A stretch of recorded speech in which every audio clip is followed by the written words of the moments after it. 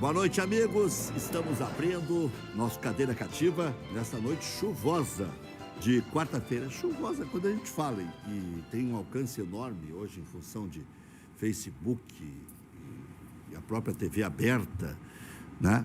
Mas o 21 da NET, a gente fala chovendo e não diz onde, né? Acho que todo mundo sabe. Aqui estamos em Canoas, do lado de Porto Alegre. Aqui praticamente é grande Porto Alegre. Praticamente não, é grande Porto Alegre. Então chove. E choveu durante boa parte do dia. Choveu ontem também. E está friozinho, mas é aquele frio úmido, porque a temperatura não despencou, né, professor Roberto Tits? A temperatura se manteve em 9, 10 graus, 11, 12, 13 graus. E cai um pouquinho de madrugada. Depois que a gente está embaixo das cobertas, é um friozinho gostoso, mas até chegar lá é um friozinho enjoado, como diriam lá em Lagoa Vermelha. O Grêmio joga às 9h30, até lá a gente vai falar bastante de todos os assuntos, né?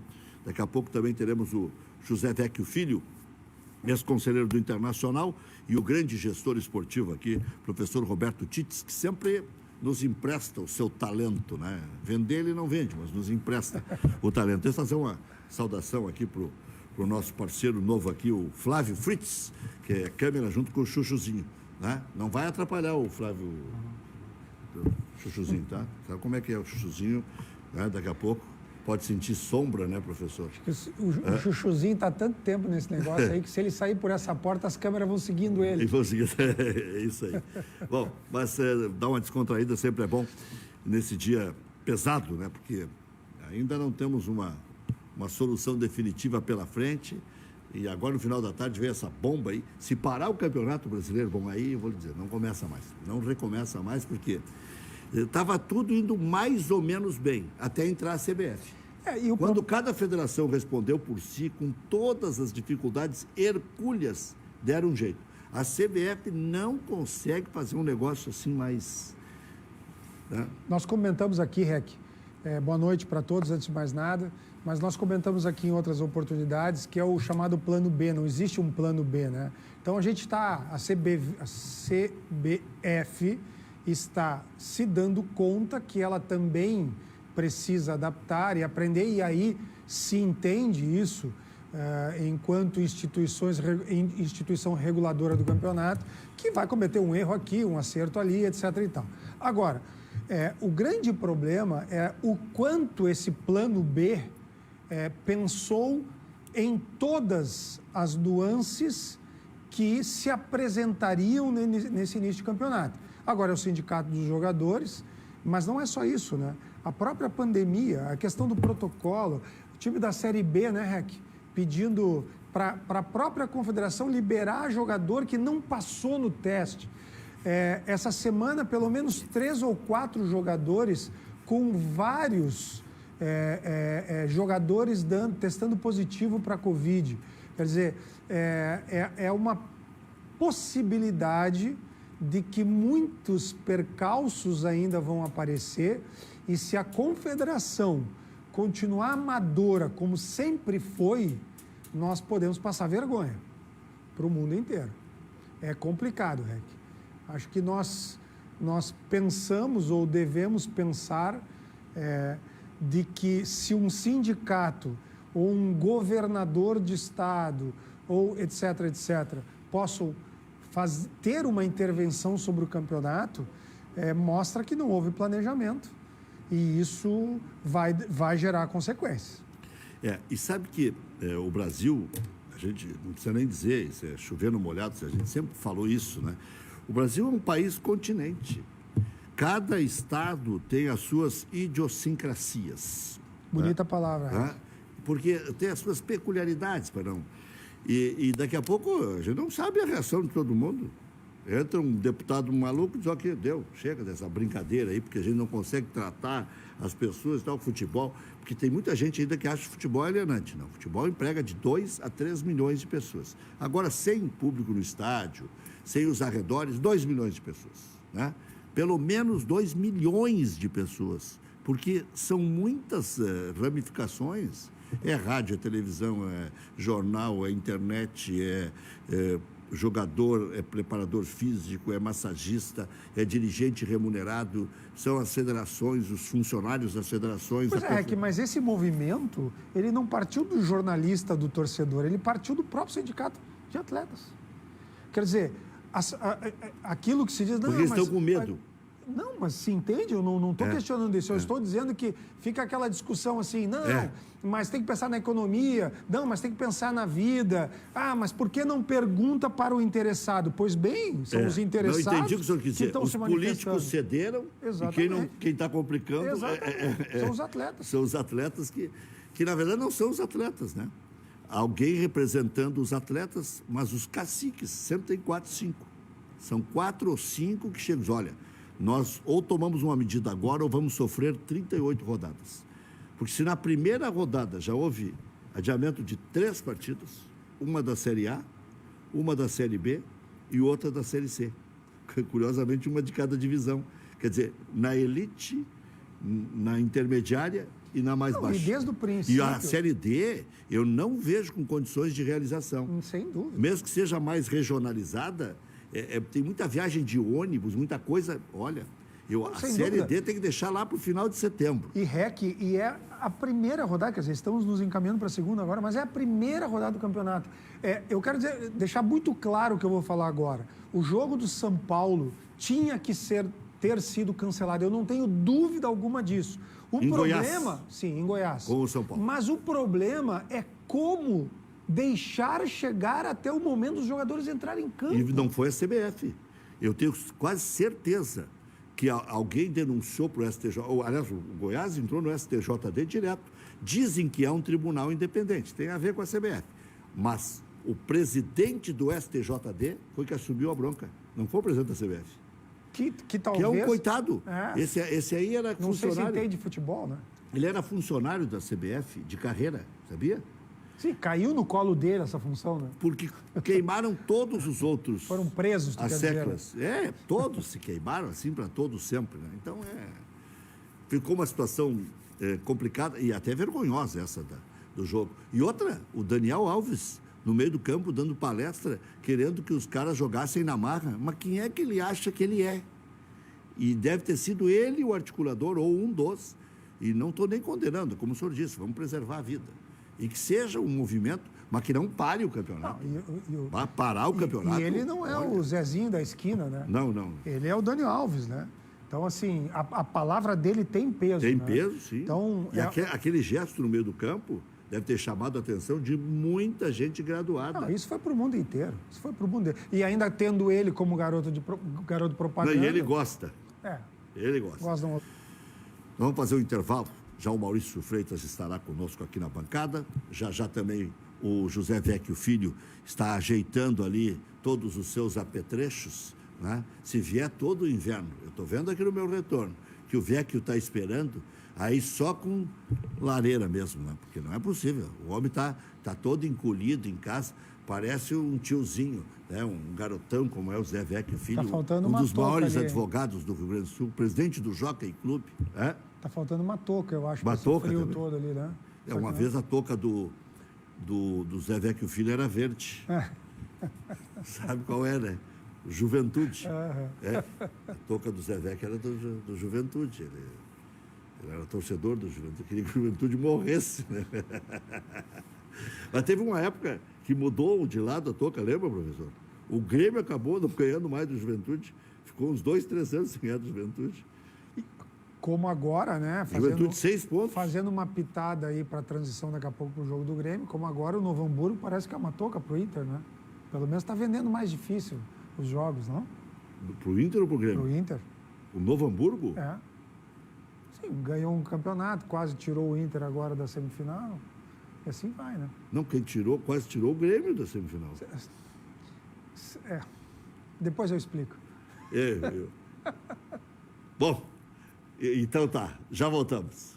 Deixa eu começar com o professor Tites aqui, até para que o Maurício adentre o recinto e também o Vecchio prepare-se lá. Já corneteamos o Vecchio aqui, né? Ele não estava ouvindo ainda, então estava bom de cornetear. Professor, o senhor concorda com a definição do Renato? Primeiro explica esse negócio que o Novo Hamburgo é touca do Internacional. Eu não entendi nada que o senhor quis dizer. Eu quis dizer que nós gremistas estamos mais preocupados com o Novo Hamburgo. Fui fazer uma relação, dei uma derrapada na minha explicação, mas no fundo eu estou mais preocupado com o Novo Hamburgo do que com o Inter. Pronto, era isso. Eu tinha que dar minha cornetinha aqui também, né? Agora sim, que o Novo Hamburgo é muito mais perigoso do que o Internacional. A expressão toca não estava bem adequada. Ô, Vecchio, então agora responde aí, já que tu é o representante vermelho aí. Bom, boa noite, Rec, boa noite. O Grêmio diz que o Inter é barbada, Não tem barbada, né? Não tem jogo jogado, mas essa questão dos gremistas preferirem o Novo Hamburgo, né? Assim como preferiram o Hamburgo também, são esses campeonatos menores, né?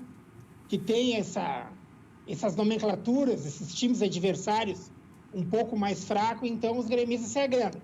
Agora, não é porque ganharam o Grenal que vão achar que vai ser vida fácil. O Internacional, ele, evidentemente, que está muito longe do ideal, né? E eu falei, Rec, no teu programa mesmo, a última vez que participei, que o Grêmio é um time que tem um conjunto melhor. Está muito mais tempo com o mesmo técnico, os jogadores já se conhecem, se encontram melhor em campo. E o Internacional não. O Internacional, ele está fazendo experiências, tem um monte de figuras novas, algumas se encaixando no time, outras que não parecem não se encaixar nunca, como é o caso do Musto. Eu não sei se é uma questão da cultura futebolística, né? Porque lá na Argentina, eles chegam sempre por cima da bola, é um campeonato muito viril, até bem parecido com o gauchão dos velhos tempos, né? Que pescoço para baixo era canela. Tu tá com saudade do Aládio? Então, o Internacional, num dos campeonatos que até o Filipão dizia, jogava bola, né? Que batia bastante. Então, eu acho que o Internacional ainda vai demorar um pouco para se encontrar, viu, Rec? Mas começou muito bem porque ganhou fora. E ganhar fora de casa num campeonato nacional sempre é muito bom, porque na planilha dos dirigentes, jogo fora se conta um ponto. Se for prudente, se coloca um ponto. O Internacional conseguiu 3. O Grêmio fez o seu papel, o seu trabalho, né? Eu acho que jogou em casa, foi um resultado muito desidratado, né? Magérrimo, mas mesmo assim fez o seu papel. Que bom que a dupla Grenal começou o campeonato se impondo. Ontem eu assisti aquele jogo sofrível do Brasil de Pelotas, que foi afanado, né? Porque não foi pênalti. Então também estou torcendo aí para os outros times gaúchos poderem chegar, quem sabe, alguns à Série B e a um deles talvez um dia volte à Série A, para que o Rio Grande do Sul tenha uma representação um pouco maior. Na verdade, o Brasil já está na Série B, né? Sim, pode ir para A, mas o Juventude arrancou de uma forma tão extraordinária. Ganhar 2 assim na sequência é muito difícil, até para os grandes. O Cruzeiro ganhou 2 e agora está com 0 pontos já o Cruzeiro. Eu acho que o Cruzeiro vai chegar em quarto, na quarta colocação, porque o Cruzeiro vai oscilar um pouquinho, né? E até empatar com os 4 primeiros vai demorar umas 6, 8, 10 rodadas. E aí tem 28 outras rodadas para ele se classificar. Então eu acho que o Cruzeiro vai chegar em quarto lugar, ou entre os 4. E o Juventude pode sim beliscar. Alguns, entre aspas, favoritos ou semifavoritos já tropeçaram. Essa mesma Ponte Preta, né, empatou com o Brasil de Pelotas. E perdeu a primeira para o América Mineiro em São Paulo, com um pênalti que não existiu, aí em favor do Lisca. O Lisca ganhou em São Paulo da Ponte Preta, perdeu em casa para o Cuiabá. Para ver, ver que esse campeonato. Por isso que eu estou dizendo, o Juventude conseguiu uma proeza. Ganhou do CRB, que é sempre candidato a ficar ali entre os 7 e 8. Ele nunca chega entre os 4. Mas entre os 7 e 8 ele está sempre ali, né? O CSA já subiu, o CRB só belisca e não sobe. E tem aí o Londrina, que ameaçava sempre, acabou caindo para C. O Paraná cisca e não chega. Então, sempre uma vaguinha fica ali, no imponderável de Almeida, que é o Atlético Goianense, que é o Avaí, que é o Figueirense, que pode vir a ser o Juventude, que era o Criciúma, que agora está na C, né? Então, dá para dar uma beliscada. E assim, Rec, só complementando teu raciocínio, quando tem um grande time, e o Cruzeiro é um grande time, é um dos grandes do futebol brasileiro, a gente imagina que 4 vagas sempre se tornam 3. Porque na dúvida a gente sempre acha que talvez possa ali num pênalti favorecer um time maior, etc. Então, o Juventude deu essa arrancada, imaginando que é um campeonato mais difícil do que o normal, por conta de ter um grande esse ano, né? Entre os 4 que devem se classificar para a Série A do ano que vem, e que por conta, aí sim, sorte do Juventude, por conta de questões legais, está apenas com 0 ponto. Foi fantástica essa arrancada do Juventude, que, aliás, está com um bom time. Eu falei do CRB, ganhou em Caxias, do CRB de virada, e ganhou do Sampaio Corrêa lá.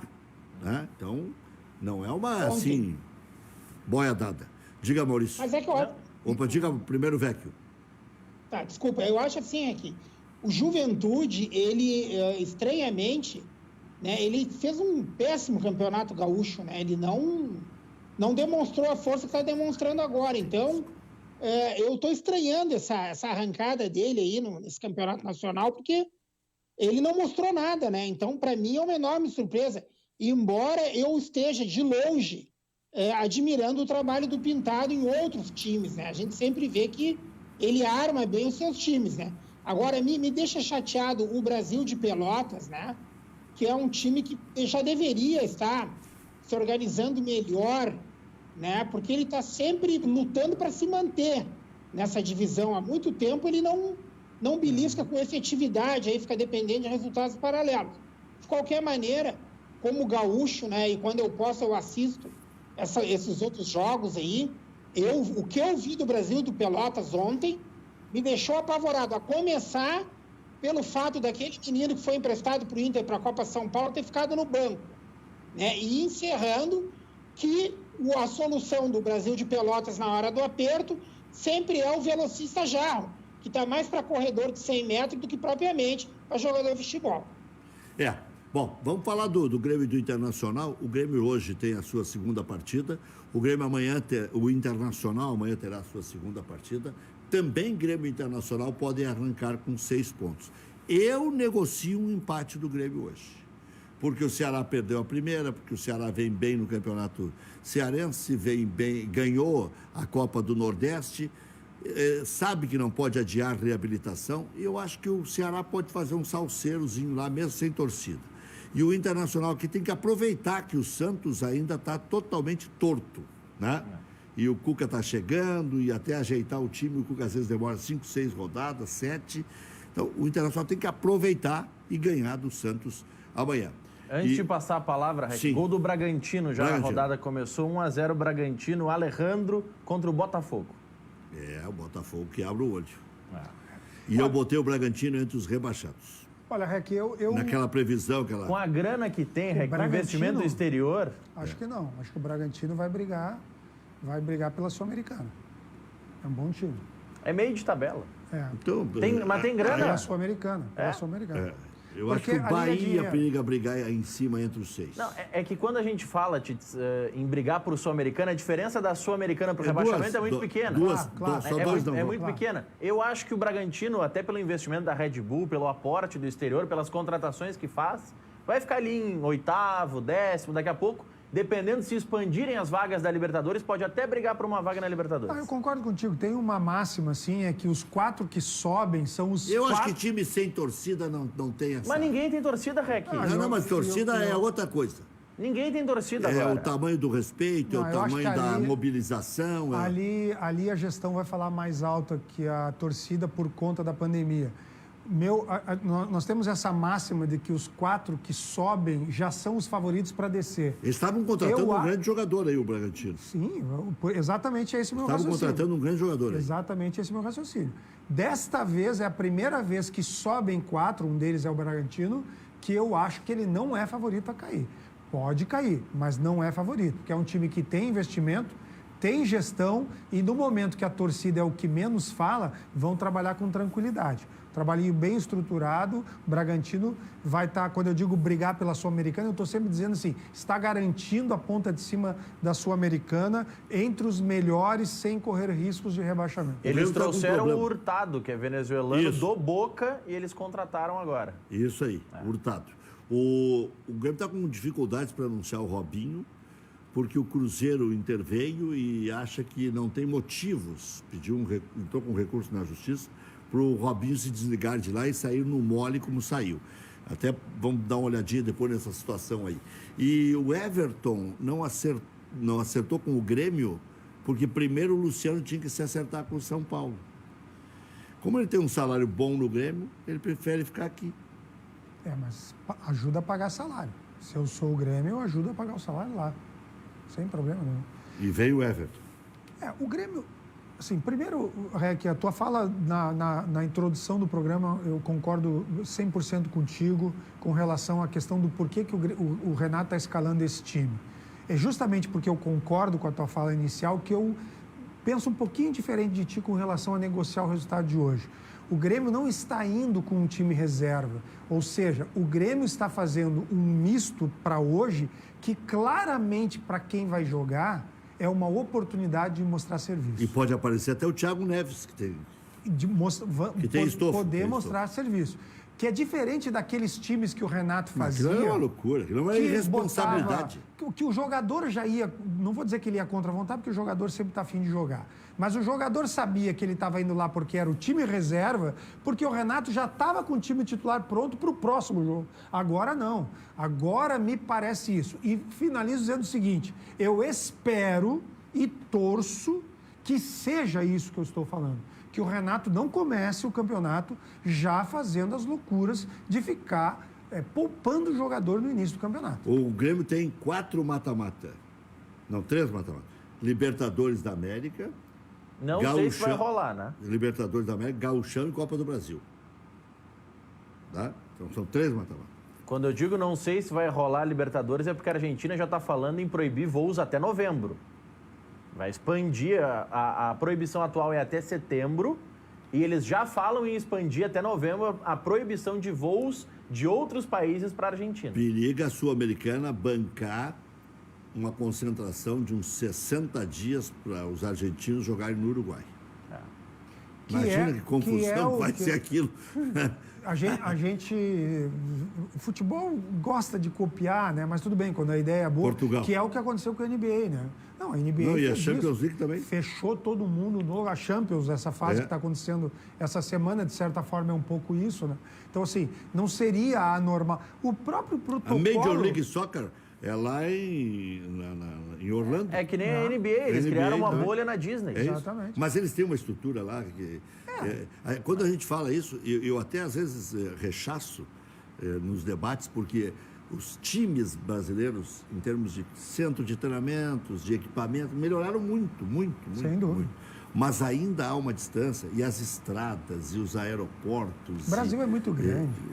E aí, se a gente for pensar que a Sul-Americana... É mais difícil. Como se fossem estados de uma América do Sul, aí tem um presidente que diz não entra voo aqui, acaba com o campeonato, né? Porque a Confederação Sul-Americana não tem jurisprudência em lugar nenhum do mundo para dizer que um presidente da República não possa parar e fechar os aeroportos. E o que a Sul-Americana ainda já se propõe a fazer, né? Ainda se propõe a fazer. Bancar, subsidiar voos fretados. Mas aí não resolve o problema igual. Se não entrar na Argentina. A não ser que tenha uma autorização. Teria que se negociar uma autorização especial do governo. Isso aí é complicado. Porque aí os grandes negócios do país... quer dizer, o futebol vai superpor os caras. Mas vamos trazer isso para a nossa realidade. O futebol estava superpondo o comércio. As grandes empresas estavam sem poder atender as pessoas e o futebol tendo jogo. Mas com um protocolo muito mais avançado do que o simples... Mas se tu pegares um modelo, né? Não estou propondo isso, mas onde as chaves da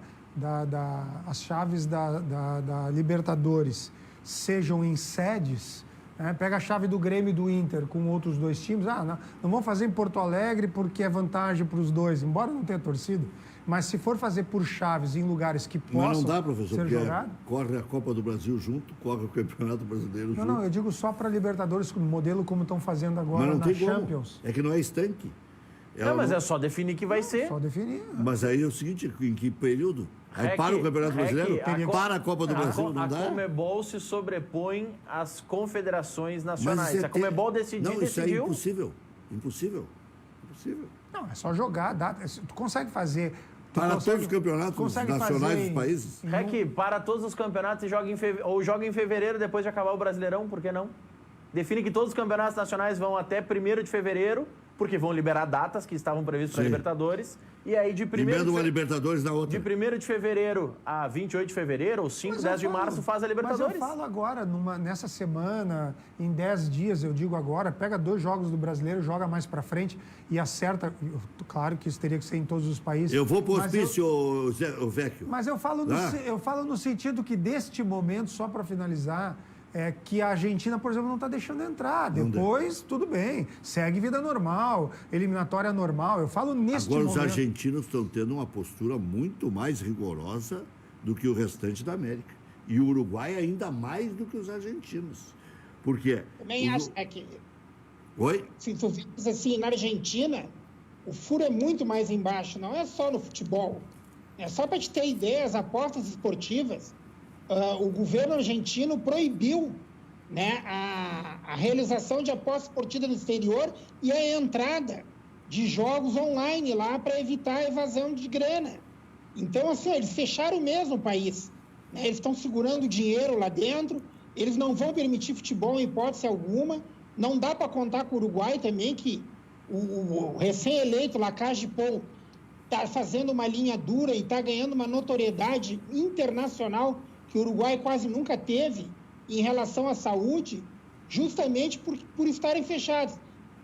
Eu acompanho diariamente, o maior hipódromo da Argentina está fechado há 5 meses. Né? Eles têm ido para frente do palácio com os cavalos, os jocas, as famílias estão passando necessidade sem nenhum auxílio e o presidente disse que não vai ter corrida de cavalo lá, ponto. Né? E nós estamos falando de um hipódromo que é dono de um dos maiores cassinos da América Latina, Palermo, com 6 mil caça-níqueis, né? Onde giram milhões de reais por semana e onde há o maior ponto de táxi da América do Sul, que é na frente do hipódromo do Palermo e Cassino, que tem permanentemente, no mínimo, 250 veículos. Né? Então, o governo argentino não está nem aí para essa questão do futebol. Eles só vão deixar acontecer alguma coisa quando eles abrirem para as outras atividades. Não é que nem no Brasil, que os governantes têm medo de torcida organizada.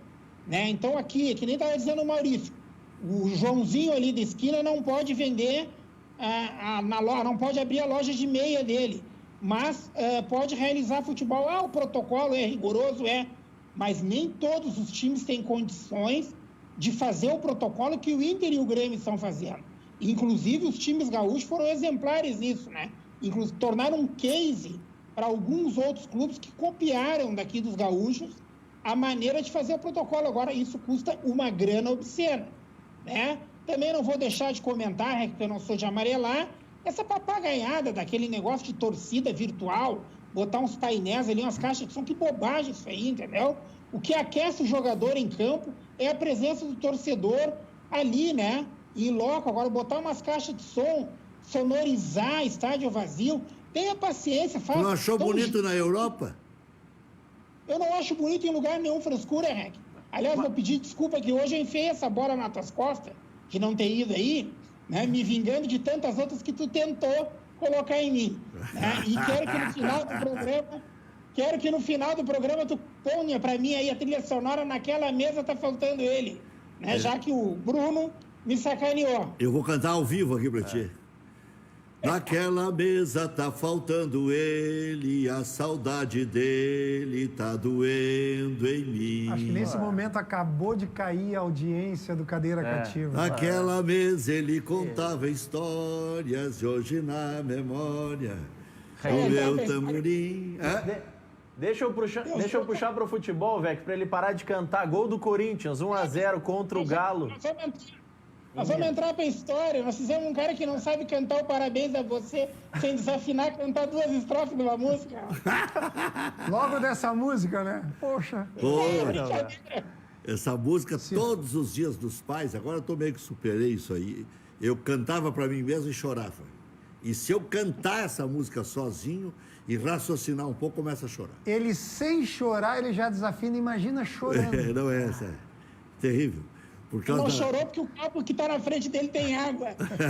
A gente não consegue chorar sem incentivo. Olha aqui, ó. 1-0 Corinthians. 1-0 Corinthians contra o Galo. Que ganhou do Flamengo no Rio. Exatamente. Está perdendo o São Paulo em casa. Está ganhando o Bragantino contra o Botafogo em casa, 1-0. E Atlético Paranaense e Goiás, que não está tendo transmissão para o Brasil em veículos normais, está tendo só pela plataforma de streaming do Furacão. Qual é o jogo? Atlético e Goiás. Mas como é que vai ter transmissão normal se é um clube anormal? É um clube à frente do seu tempo, isso sim. Teve VAR agora há pouco, viu? O professor Tite já sabia que o Maurício é gurizinho do Petralha. Não vou nem comentar isso. O Vec sabia também, né, Vec? Não, fiquei sabendo aí no programa, faz 3 anos que esse assunto ronda, mas eu não acredito nisso. O Maurício é um cara... E tem luz própria. O Maurício, o pessoal não consegue ver na TV. O Maurício trouxe a filosofia, inclusive o campo aqui, ó, do Cadeira Cativa, não dá pra ver. É artificial também. Aí, ó, dá pra ver. É artificial aí, ó. Não, mano. Isso aqui é o Maurício que botou isso aqui, ó. Não, mas o do Atlético é um pouquinho melhor. Né? Não, tu vai falar mal do Cadeira Cativa. Não, a bola não... Aqui não é fibra aqui de coco. Melhor que aquele chiqueiro. Não, a fibra não é de coco aqui. Aqui o Grêmio vai reclamar de jogar, vai dizer que dá... Não, o Grêmio não reclama de campo. Não é o Grêmio que reclama de campo. Agora. É um outro treinador na mesma cidade. É na mesma cidade, mas não é. Só errou o nome do time, só. Não, o Grêmio reclama de jogar no sintético do Zequinha. Todos os anos reclama quando joga no sintético do Zequinha. E agora vai botar sintético ali também. A arena do Palmeiras já virou, né? Já teve jogo oficial com grama sintética. Se o Grêmio quiser botar sintético, é o Grêmio que vai botar ou é a OS? Tem que ser a OS. É a OS que administra o estádio. Quem quer botar hoje é a OS. Quem não quer é o Grêmio. Eu acho que não cabe essa discussão agora.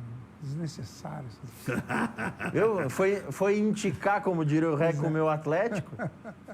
Mas o Atlético... Desculpa, os clubes, assim, eles têm uma tendência de, às vezes, ir na contramão, né? Todo mundo reclama, e a tecnologia da fibra de coco do estádio do Atlético Paranaense é a maior tecnologia do mundo em relação a campo sintético, né? Desde que ela esteja devidamente irrigada, não é, Maurício? Até onde eu sei. Então, há uma reclamação, claro, é a força do hábito. Não dá para comparar com o campo sintético do Zequinha, né? que é outro tipo de fibra, né? Não é a mesma tecnologia, né? Não é o mesmo custo também, né? Claro, a questão é a manutenção. Os clubes, eles vêm, a ideia de mudar é sempre financeira, né? Então, basta que eles não contratem um cabeça de bagre para ganhar 1 milhão por mês e deixa a grama natural, né? E cuidem dessa grama. Parar com essa bobagem, todo mundo que joga reclama. Se fosse obrigatório para todos, tudo bem. Agora, daqui uns dias alguém vai inventar que o melhor é jogar futebol de campo no parquê. E aí vão botar parquê em todos os campos. Não, e o maior problema, eu concordo, e eu já disse isso também, o maior problema é justamente essa pequena variação. Tu tem dezenas de times jogando em gramado e um time, agora dois um time e agora 2 jogando em grama sintética. Aí, quem joga bola, e lá em Lagoa Vermelha os gramados eram ou gramados, ou potreiros, ou areião, ou areia mesmo, né, na beira do rio lá, e aí o jogador sente a diferença. E, de fato, isso é um problema. Eu não sei se o lateral do Grêmio lá, o Léo, né, quando caiu lá na grama, se fosse terra, se a lesão tivesse ou não. Isso é uma especulação. Mas para o jogador é complexo ter essa variação de densidade do piso, e isso, querendo ou não, favorece quem treina ali todos os dias. Se todos os times fossem de grama sintética, ou se todos fossem de grama, ou se fosse, sei lá, 50%, não haveria essa reclamação. Mas ninguém reclama de jogar lá. Os jogadores dizem que a bola rola da mesma maneira, que quica da mesma maneira. Até mais, né? Até melhor, né? É.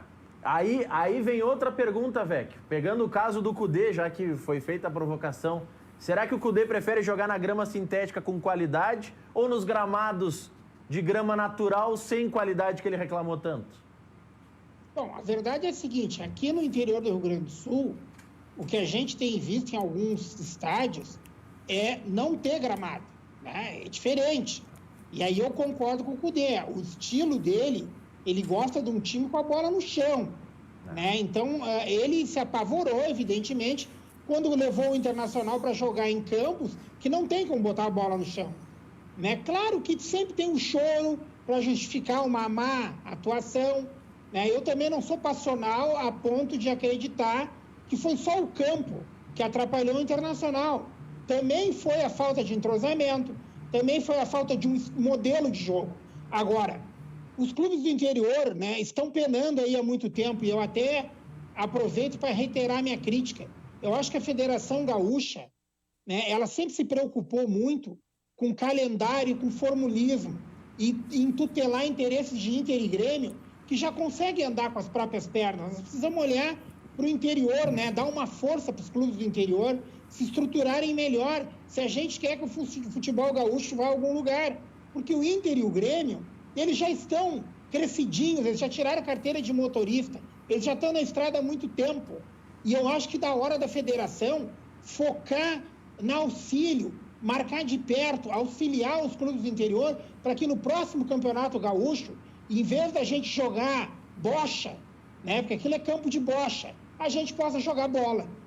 Mas o Noveleto já melhorou bastante a infraestrutura dos clubes do interior, exigindo um gramado bom, e a mesma administradora dos gramados do Beira-Rio e da Arena administra 90% dos campos da primeira divisão do interior. Maristela Kuhn. Deixa eu dizer uma coisa. Primeiro, é óbvio que o Kudê está certo. Precisamos ter campos bons. Não vamos discutir isso. Todos os treinadores vão dizer isso e ele tem razão. Mas essa época na Serra, dá neve, dá geada, dá sol em cima, dá chuvarada e esculhamba o gramado. E tem que plantar a tal da grama de inverno, nem se sabia quando é que ia voltar. Não tinha nem dinheiro para isso. Não, mas isso foi apenas uma introdução. Todos nós concordamos que quanto melhor o campo, claro, né, é o que todos querem. É ruim até de ver o jogo. Quando estiver ruim o gramado, este mesmo gramado vai estar ruim para os dois times. Portanto, aí eu já discordo do Kudê, né? Agora, terceiro lugar, tomou a corneta dura do Maico, hein? Eu não quero aqui, não é uma corneta, tá? De fato, é um pensamento que eu tenho e eu já disse isso em outras oportunidades. Eu não sei se o Kudê gosta tanto assim do sistema que supostamente ele diz que é o que ele gosta. Você não precisa ter o Musto como cabeça de área. Não vai jogar agora, tá pregando que vai voltar ao velho esquema. Com o Musto na cabeça da área, explorando os laterais. Então, assim, se é para ter o Musto carimbando bola a 3 metros de distância, não precisa de campo bom para isso. E aí, eu não estou corneteando, eu estou questionando, e eu questionei antes do Grenal aqui, quando eu disse aqui que o Grêmio ia ganhar de 2-0, que o Grêmio estava melhor e que era um momento bom. Até o placar? Até o placar, eu sei que isso é uma coincidência, mas até o placar eu acertei. O que eu estou querendo dizer Professor Tites Diná. Mais ou menos. Quando estava 2-0, ele torceu para não sair o terceiro, para não errar o placar. Não, claro que isso é uma sorte, né? Mas tudo aquilo que eu comentei, inclusive que o Michael ia fazer uma boa partida, etc. Bem, mas voltando ao que eu estava dizendo, que eu acho que cabe uma reflexão de um representante colorado aí online, né, no virtual. Eu não consigo entender um treinador, e eu estou falando do treinador do Internacional, que chega num time, não vê as peças desse time e diz que vai jogar de uma forma. E a forma com que ele vai jogar não tem os jogadores na forma com que ele quer jogar. Então ele quer laterais que joguem de uma maneira, ele não tem esses laterais, a não ser que mude. Não sei o que o Moisés faz no time do Inter. Ele tem um cabeça de área que não faz a bola andar rápida, pelo contrário, é o cara que mais retrai. Mas o Inter jogou bem no Grenal antes da pandemia. Ele quer jogar com 2 atacantes e ele não tem 2 atacantes, ele tem um centroavante que não é atacante, é centroavante, muito bom, por sinal, não estou falando mal do Guerreiro, mas é centroavante, e não tem o segundo atacante. Então, Yuri Alberto está chegando aí. Eu fico pensando, como é que você quer jogar de uma maneira, prega uma maneira e contrata e monta um time de uma outra maneira? Com todo respeito, eu fiz essa introdução para dizer o seguinte: não é o gramado o problema do Inter. Bom, eu vou discordar do professor Tite pelo seguinte: quando o campo é ruim, ele não é ruim para os dois na mesma proporção, professor. Porque quem treina naquele campo ruim sempre tem uma vantagem enorme. Ele sabe onde é que tem buraco, ele sabe onde é que tem toceira de grama. Então, o campo, quando é muito ruim no interior, ele é bom para o time da casa, que treina no campo ruim. Aí o Internacional sai daqui e o Grêmio, dos seus gramados que são verdadeiros tapetes, eles não conseguem jogar lá. Diferentemente do cara que treina em campo ruim, quando chega aqui, ele parece um craque desfilando nos nossos gramados. Então, essa máxima de que é ruim para os dois, eu acho que não é 100% real. Segundo lugar... Mas o Inter não jogou contra o Grêmio? O Inter não jogou contra o Grêmio? Não são 2 times que têm campos de treinamento maravilhosos? O Inter não jogou contra o Caxias quando houve a reclamação? O campo foi igual para os dois. E os dois treinam em gramado bom. Primeiro que eu não concordo com essa primeira análise, mas só quero lembrar que a reclamação foi depois de um Grenal. Portanto, sim, o gramado é igual para os dois. Não, é igual para os dois, até por ali, eu mantenho a minha posição. E em relação ao Cudê, eu vou absolver ele nesses primeiros jogos, porque, primeiro, eu não acredito que o Cudê acompanhasse os jogos do Internacional e conhecesse as peças. Né? Ele veio para cá, está conhecendo o elenco, ele evidentemente vai ter erros de avaliação. Quando ele estava mais ou menos se apoderando da situação, vem a pandemia, proibição de treinamento. Né? Essa exigência de conhecimento absoluto das peças valeria para um técnico que está aqui, já estivesse aqui no Brasil, acompanhando o Internacional do campeonato passado, acompanhando os regionais, que não me parece ser nem de perto, né, o que o Cudê vinha fazendo. Então, natural que ele não conheça e até se confunda. Claro que isso tem um período de maturação e eu acho que agora está chegando no limite, né, nesses primeiros jogos do Campeonato Brasileiro, onde não vai ter esse fator, né, que para mim é decisivo, a história do campo. Né? Eu acho que ele, pelo menos esse entrave, ele não vai poder alegar. O Internacional está recompondo, está trazendo outras peças. Então, me parece que agora o estoque de desculpas do Cudê vai começar a se esvaziar e nós, colorados, vamos poder exigir dele, né, o que esperávamos desde o anúncio da contratação dele. Nós estamos comparando, professor Roberto, o incomparável. O time do Grêmio tem o mesmo treinador há 4 anos. Né? O Renato, que já tem até estátua no entorno do estádio, conhece o Grêmio visceralmente. Ele já conhece a gurizada lá do juvenil. Né? Ele tem um time de transição, ele tem o júnior e ele já conhece o do juvenil. Então, a vantagem, o Grêmio hoje, né, sem passionalismo nenhum, os colorados não podem exigir que o Inter vá lá na força da sua camiseta e ganhe do Grêmio. Vai acontecer uma vez, mas atualmente vai jogar 3, vai perder 2. Por quê? Porque o Grêmio tem um treinador que conhece visceralmente a sua estrutura e conhece as suas peças de cor e salteado e pode, inclusive, se dar o luxo de poupar as suas figuras de viajar para Fortaleza. Agora... O que o Renato está fazendo, só para concluir, o que o Renato está fazendo hoje é cara que conhece o que tem na mão. Ele sabe que pode poupar sem comprometer a caminhada do Grêmio. Tá, mas tem vários Grêmios no Campeonato Brasileiro. Começou agora, Rec. Sim, mas tem vários Grêmios. O que eu quero dizer é que time grande, bem concebido e tal, tem vários. Tem o Atlético Mineiro, tem um grande treinador. Tem o Flamengo, que tem um grande elenco. Chegou agora o treinador também. Então, claro, eu até acho que o enfrentamento com o Grêmio é mais difícil do que com 80%, 90% dos clubes brasileiros, ok, mas as dificuldades serão enormes também contra esses outros grandes clubes. Por isso que o Inter vai ter que melhorar também em relação a ele mesmo. Não só na relação do enfrentamento com o Grêmio. Do Galo que você citou, 2-0 pro Corinthians, viu? 2-0 pro Corinthians. Tá, esse campeonato vai ser doido, hein? Vai ser doido. O Furacão abriu o placar 1-0 também e segue 1-0 Bragantino e Botafogo. Então, o único mandante que está perdendo no momento é o Galo por 2-0. Galo que ganhou do Flamengo na estreia do campeonato como visitante. Diga, Vecchio. Isso que eu quero dizer, por exemplo, o Flamengo, né? O Flamengo, Jorge Jesus, tinha absoluta confiança e conhecimento do elenco. Ele foi embora agora. Então, esse treinador que está chegando, né? Ele até se adaptar, e ainda mais numa massa exigente que nem a do Flamengo, ele vai pagar mico. Então, o Grêmio, em relação a todos, ele está um passo à frente. Não que ele seja um super time, mas ele tem conjunto. E o futebol é um esporte coletivo. Não é tênis de simples, que depende de um cara, né? Do talento único de um lado da quadra. Nós estamos falando de um esporte coletivo. E o Grêmio consegue ultrapassar as barreiras daquele mau dia, porque os jogadores se conhecem. E quando chegam outras peças aí, o Renato sabe, por conhecer o que ele tem em casa, exatamente onde colocar. O Internacional, por exemplo, eu não admito, não sou treinador de futebol, sou torcedor, mas por que o Thiago Galhardo já não disseram, tu é o titular? Tem o Dali. Bom, alguém tem que chegar e dizer, D'Alessandro, tu tem que assumir que tu não tem condição de jogar 90 minutos. Acabou. Tu é o nosso ídolo, o maior jogador da década. Mas não está nem entrando. Mas tu é Ele está na reserva, bem na reserva.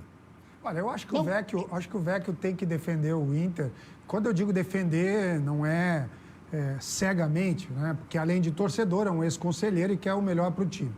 Eu, particularmente, eu não concordo com algumas coisas, algumas opções do treinador do Inter, do Kudê, por vários motivos. O primeiro é que, embora eu entenda a explicação do Vecchio, você tem no elenco um jogador como o Edenilson, você não precisa ser brasileiro para chegar aqui e saber que vestiu a camisa, ou pelo menos foi convocado ou relacionado como um dos melhores jogadores do Brasil naquele ano, e quando ele chega aqui, você não aproveita aquilo que ele pode te dar e bota ele numa outra posição.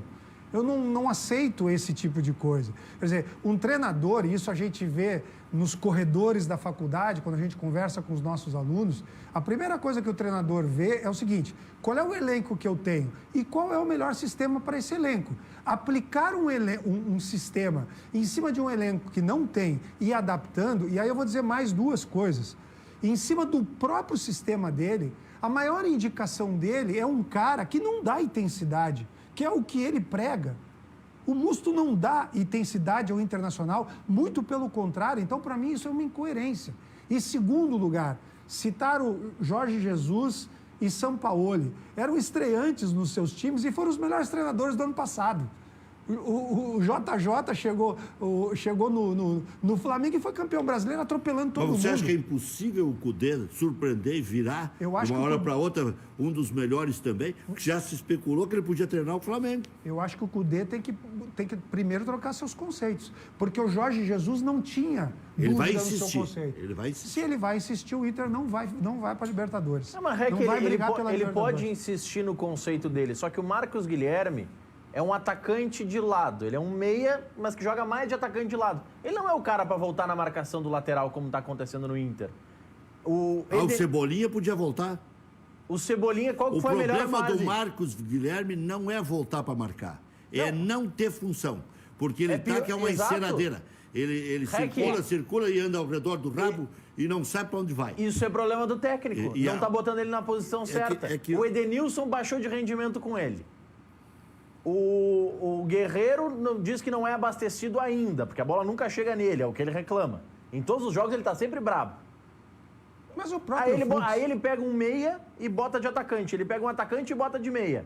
Pega um bom meio-campista que joga do lado direito, que é o Edenilson, e bota numa outra função. Nós, brasileiros, já conhecemos o Marcos Guilherme há 10 anos. Não, mas Rec, nós brasileiros... Isso não existe. Ele ficou 4 meses podendo assistir VT todo dia de todos os jogadores. Não só isso. O Filipão foi pro Chelsea e não conseguiu fazer verão. O Vanderlei foi pro Real Madrid com o maior cano da história do Real Madrid. Tinha Figo, tinha Zidane, não conseguiu fazer. Quem indicou o Saravia. O Saravia não está rendendo. Foi ele que indicou, ele não conhecia também? Me explica, usando essa linha de raciocínio de vocês, como é que o Cudê lá na Argentina mandou escalar o Fux durante o último campeonato, porque era para preparar ele e ele sabia que o Fux era o zagueiro que ia sair jogando. Primeiro que eu já poderia questionar isso. Alguém deve ter passado isso para ele. Bom, mas então se ele no ano passado, ele nem estando aqui, ele escalou então, o Inter... Então, vou te dizer mais. Como tem é que até agora problema de língua. O Juan Mujica veio para cá, era o maior técnico do Uruguai. E tinha o Esteban Gesto, que quem sabe tenha sido um dos melhores preparadores físicos que por aqui passou. Os caras não entendiam nada que ele falava, nem nós entendíamos. O D'Alessandro não nós pode não entendíamos traduzir? Nada nas entrevistas. Também. O D'Alessandro não pode ajudar a traduzir? O Cuesta não pode ajudar a traduzir? É muito diferente. É muito diferente. Quando vai falar em particular, quando vai dar uma mijada, quando vai pedir um posicionamento, eu um pouco concordo com o Vecchio. Não em tudo, porque eu já disse o seguinte, em termos de comparação de resultados, e aí disseram para mim que eu estava comparando um com o outro, para mim o Cudê é mais técnico. O Odair, no enfrentamento com o Renato, tem um retrospecto melhor. Só que o do Cudê é recente. São 3 jogos. São 2 derrotas e um empate. Motivo. Mas não é esse o motivo. Eu não estou fazendo comparação. Em momento algum eu comparei Grêmio. São 3 derrotas e um empate. Em momento algum eu comparei Grêmio e Inter e entendi o que o Vec falou a respeito de que o Renato tem uma estrutura e o do Inter, o Cudê, não tem. O Renato tem um grande desafio agora. Mas não aceito isso. O Everton consertava todos os defeitos do Grêmio. O Renato tem agora um grande desafio.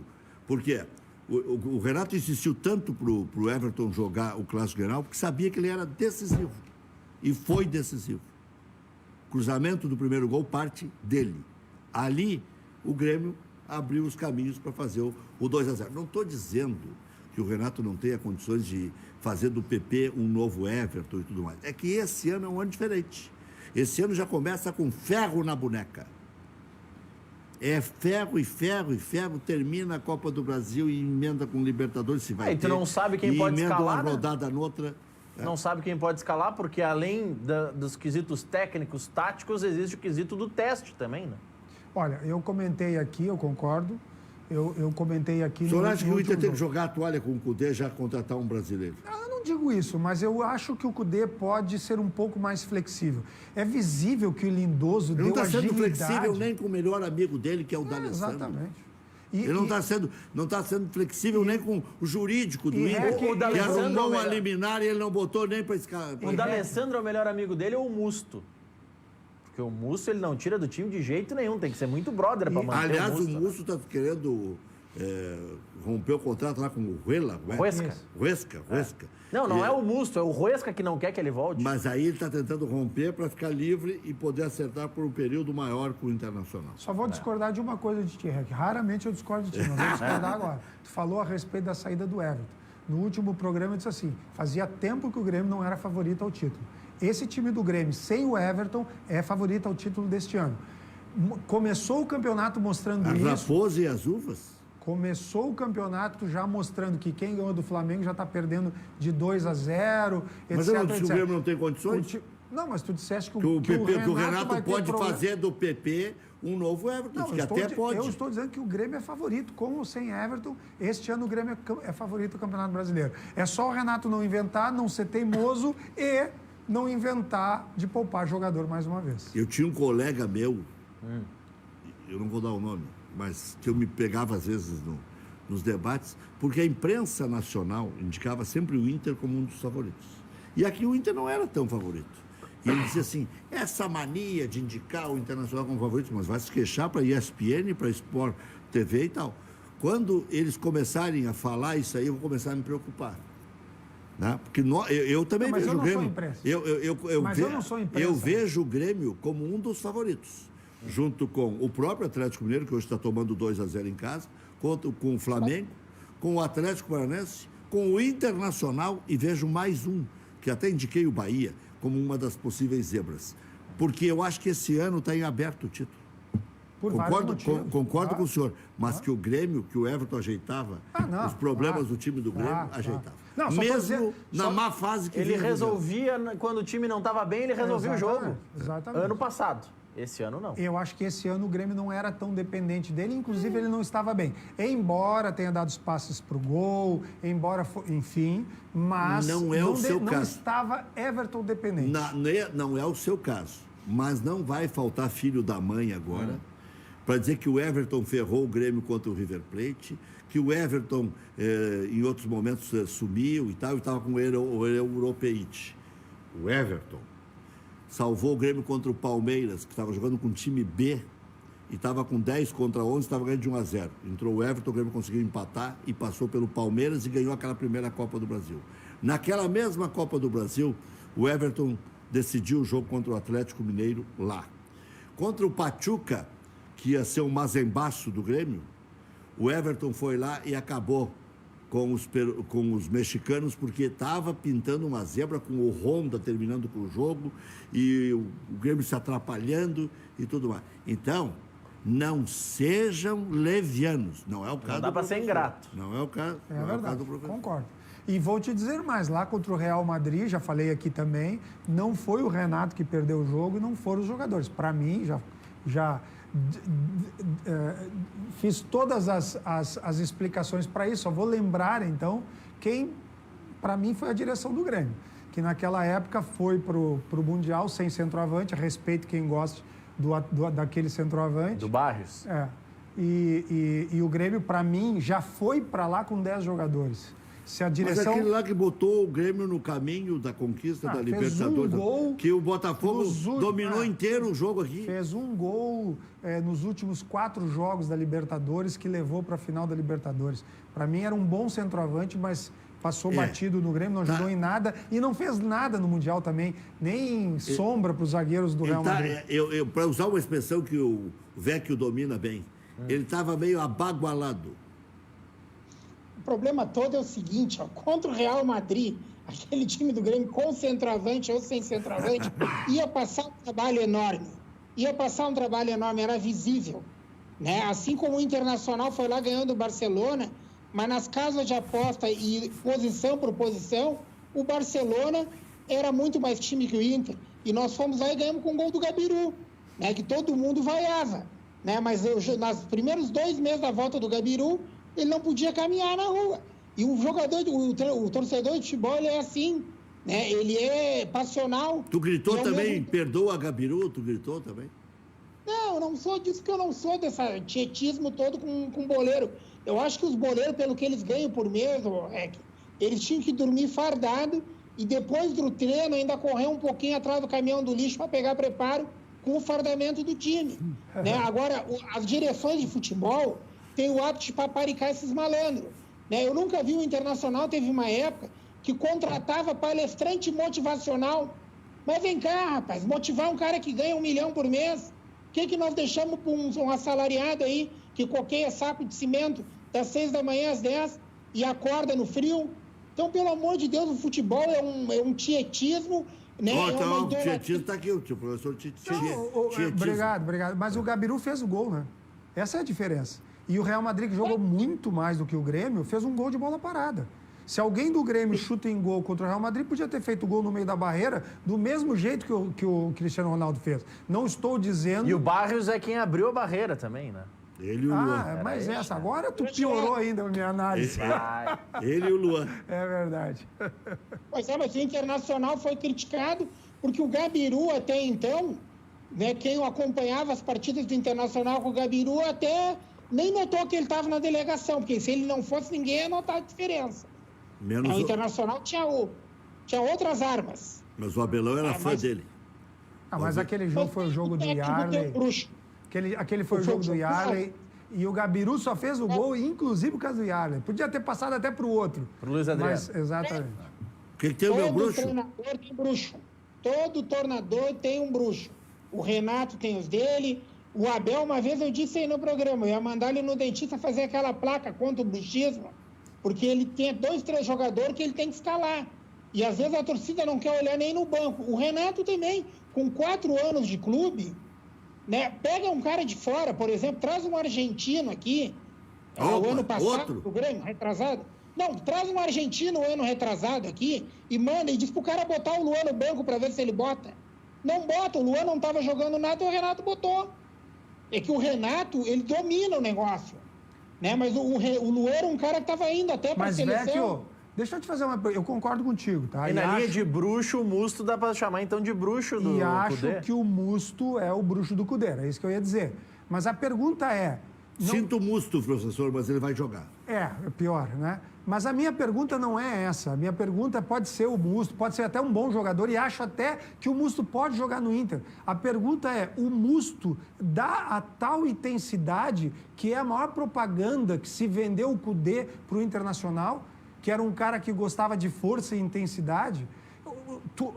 O senhor, como colorado, como ex-conselheiro, você vê que o Musto pode dar isso para o treinador? Eu não estou questionando a qualidade do jogador, que é um ótimo jogador, não questiono isso. Eu só não estou entendendo a tal da intensidade. Eu acho que o Musto não veio para exercer esse papel, né? Eu acho que o Cudê indicou o Musto para o Musto dar uma segurança ali, segurar, né? Porque o futebol, a primeira arte é não levar gol, depois fazer gol. É óbvio que o Musto não veio para cá para fazer esse papel de ligação e coisa e tal. O Musto, ele está me lembrando o antigo zagueiro Lúcio. As primeiras 10 partidas do Lúcio na zaga do Inter dava vontade de mandar embora. Ele dava bicicleta em bola rasteira. E aí o que acontecia foi um pavor. O cara tinha vindo do Gama. Todo mundo dizia assim, manda esse cara embora. Onde é que foi parar o Lúcio? Na seleção. Ele estava afoito, querendo mostrar futebol. Talvez esse seja o problema do Musto. Ele não se adaptou ainda ao nosso estilo de futebol, onde as donzelas aqui do Brasil, se o cara sopra do lado, se atira no chão. Eles estão acostumados com futebol viril pegado, como é o futebol europeu. Futebol argentino é futebol europeu. O nosso aqui é uma brincadeira, é uma apeladura, uma apeladinha de cai-cai. Ah, foi falta em mim, seu juiz. Então, o cara está apavorado. Eu acho que nós só vamos saber quem é o Musto do meio do campeonato em diante. Quando ele adotar e entender o sistema internacional e o sistema do futebol brasileiro. Porque ele está com aquele fôlego, né, portenho, ele vai. E aí o nosso jogador sabe que ele vai chegar de forma dura, afrouxa as pernas, o cara volta e meia, o Musto vai tomar um cartão. O Lúcio foi assim, para quem se lembra na história recente do Inter. Depois do intervalo, a nova escalação do Flamengo. Olha, Jesus vai ajoelhar lá em Portugal com essa nova escalação do Flamengo. Jesus vai chamar os apóstolos para poder entender o que está acontecendo. Já voltamos. Havia especulação de que 2 jogadores do Atlético que tinham testado positivo entrassem em campo porque o Atlético teria conseguido uma liminar. Agora, só falta o seguinte, né? Não. Qual é o juiz que vai mandar e botar em campo? Não tem como. Mesmo que tenha conflito de laboratórios. Um dizendo que sim, outro que não. Olha, na dúvida, fora. Depois que virou notícia nacional, com todo respeito ao magistrado, uma juíza dizer que o preso tem que ficar mais tempo citando a cor da pele, isso é notícia hoje, é só procurar nos sites aí, eu não me surpreendo com mais nada. Eu não posso aceitar que alguém que tenha testado positivo jogue futebol. Eu não posso aceitar isso. Como ninguém pode aceitar. Agora, se até isso começar a interferir, já que a Confederação Brasileira de Futebol não manda, está acéfala, né? Há algum tempo está acéfala. Agora, se ainda Supremos, governadores, juízes começar a escalar, organizar, aí pode fechar o caixão que o futebol brasileiro vai morrer rapidinho. Maurício Freitas, a escalação do Flamengo. Antes disso, só para explicar esse caso. Ontem, o Atlético Goianiense teve 4 jogadores que testaram positivo, mas o clube apresentou argumentos de que esses jogadores já cumpriram o protocolo de quarentena e não tem mais o potencial de transmissão da doença. E foram liberados pela comissão médica da CBF, inclusive, para participar do jogo de hoje. Horas antes do jogo de hoje, que começa logo mais, 2 novos casos surgiram no Atlético Goianiense. Estes 2 estão vetados. O Atlético Goianiense recebe o Flamengo, que tem o seu time escalado, com Rafinha e Arrascaeta no banco e 3 zagueiros. Esse é o novo desenho que faz vamos ver a escalação aí, vamos ver. O novo técnico. Vamos lá, tem o Diego Alves, o Rodrigo Caio, Gustavo Henrique, Léo Pereira, Felipe Luiz, William Arão, Gerson, Everton Ribeiro, Vitinho, Bruno Henrique e Gabigol. Quem é o ala? Eu ia dizer, o Luiz Arão tá jogando de ala? Tá o Felipe Luiz de um lado, é que a escalação tem 3 zagueiros, o Felipe Luiz... Será que não é o Rodrigo Caio? Depois tem Arão, Gerson, Everton Ribeiro e Vitinho, Bruno Henrique e Gabigol. Não tem ala aí, então não tem alguma ala coisa? Será que não é o... Acho que está improvisado na lateral. Ou é 3-4-3 o esquema. Pode ter certeza. Pode ser? Não, Bom, pode ser. Se for 3-4-3... Lembrando que o Jesus... Aí os dois, dois meio-campistas fazem as alas também. Não, tudo bem, mas não é isso. É que aí é aquilo que nós estamos falando. Olha só como é conceito de futebol. Um cara que vem do universo europeu para cá, e aí o Vecchio acabava de dizer ou é o Rodrigo isso. Caio lateral. Ou ele está improvisado na lateral direito, ou um sistema completamente novo, que é de se perguntar o seguinte: precisa mudar o time do Flamengo? Mas aí vai deixar o Rafinha no banco e improvisar um zagueiro? Não, mas é isso que eu estou dizendo. Mas aí que tá, o Rafinha pode estar meio pau. E outra, os estrangeiros, eles gostam de um fixo. Lembra quando o Diego Aguirre meteu o Hernando na lateral esquerda do Internacional? Mas aí, Rec, eu lembro o seguinte: o Jesus, quando chegou, também tentou inventar na escalação do Flamengo. Sim, perdeu, inclusive, a classificação. Contra o Emelec. Exatamente. Ele estava inventando contra o Emelec no primeiro jogo. Ele quase perdeu. Ele perdeu Contra o Atlético Paranaense, ele perdeu a classificação. Copa do Brasil, ele perdeu. Contra o Emelec, que ele inventou e botou o Rafinha no meio-campo e o Felipe Luiz também no meio-campo. Lá não deu certo. Vamos ver agora as invenções do Domi, que é como ele quer ser chamado. Já voltamos. Depois a gente vai falar um pouco mais sobre essa rodada inteira. Furacão? Eu agora não me lembro se eu botei o Furacão entre os 6 ou eu tirei na última hora. Eu acho que eu tirei o Furacão. Sai de cima do muro. Não, então vai te tem arrepender. tempo. Tá recém na segunda rodada. Vai estar ou não vai estar? Eu acho que eu tirei para colocar o Bahia. Aí é o bruxismo com o Roger. Não, é aquela história de que eu sempre coloco uma zebra. Ano passado eu coloquei o Fluminense. É que com o tanto de jogador que perdeu esse ano, o Furacão é a zebra. Com o Dorival no comando e o tanto de jogador que saiu, o Furacão é a zebra. Mas eu não botei. Sim. Não, eu botei o Bahia. Mas é uma zebra mais consolidada que o Bahia. A rodada de hoje, Requinho, no intervalo. Dorival não termina o campeonato como técnico do Atlético. O Petralha não deixa. Eu não sei nem se o do Corinthians fica até a metade do Tá campeonato. metendo 2 no São Paulo. Capaz de voltar para lá ainda.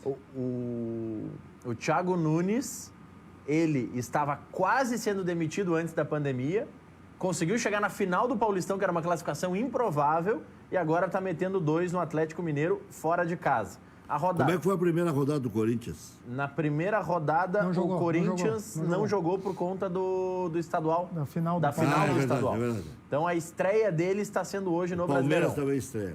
Era Corinthians e Atlético Goianiense. Na verdade, hoje é a estreia do Botafogo, do Bahia, do Palmeiras, do Vasco, do Corinthians, do Atlético Goianiense, do Goiás e do São Paulo. O Internacional é o jogo único amanhã? Não tem mais um. Vamos lá, Rec. Os jogos. Hoje já estão acontecendo, estão no intervalo 3 jogos.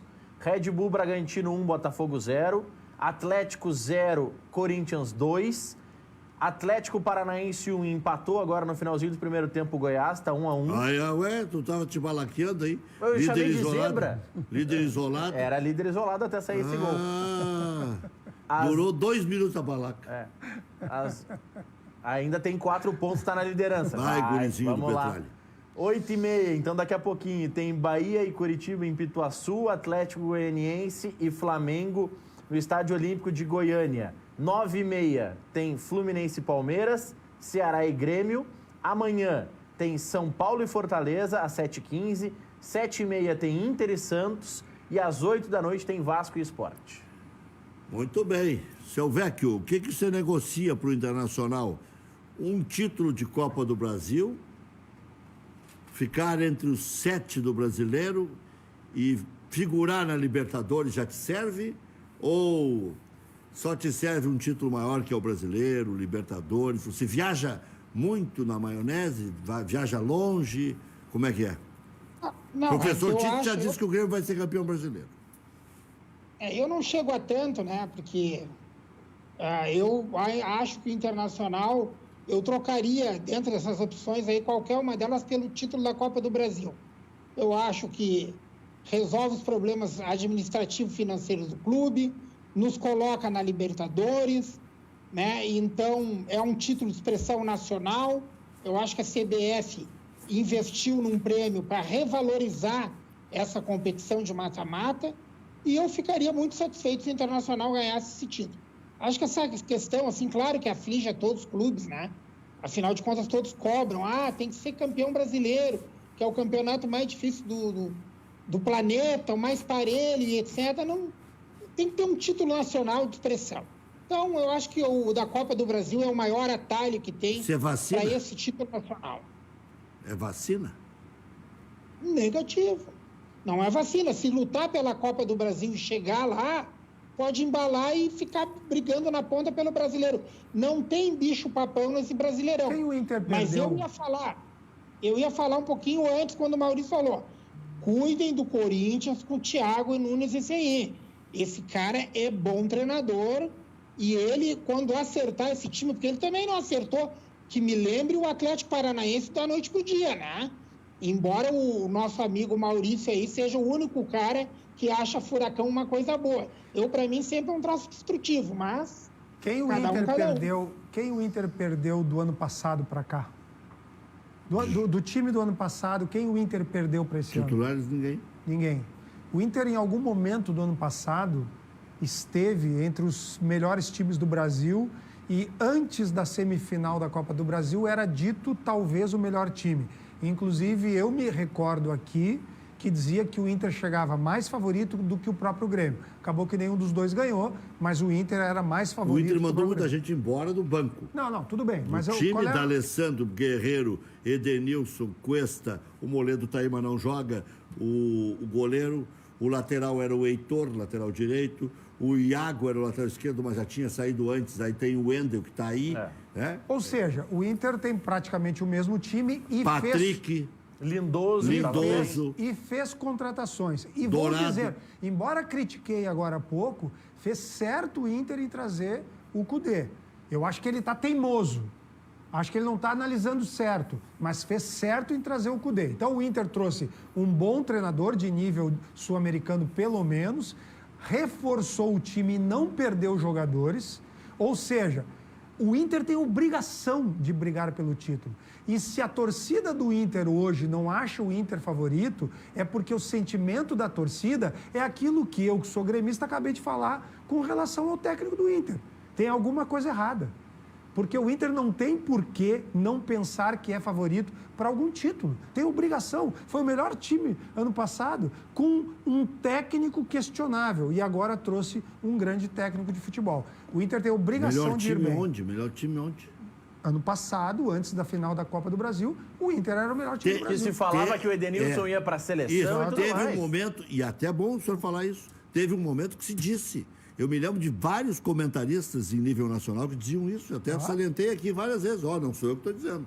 É o Lédio Carmona, era o Neto, chegou a dizer que o Internacional... Era o time a bater ou ser batido pelo Flamengo. O Grafite, que tem identificação com o Grêmio, disse que o Inter era favorito no Grenal. Aí o Flamengo disparou, o Inter entrou numa queda livre, né? Depois que perdeu Não caiu queda livre, mas já não teve o rendimento que teve. Caiu muito. O Pelaipe... Chegou a cair o técnico? Caiu o técnico. Jogou o Zé Ricardo. Segunda-feira o Pelaipe disse aqui no Cadeira Cativa que enfrentar o Inter na Libertadores foi um dos jogos mais difíceis pro Flamengo. Não foi um dos, foi o mais difícil.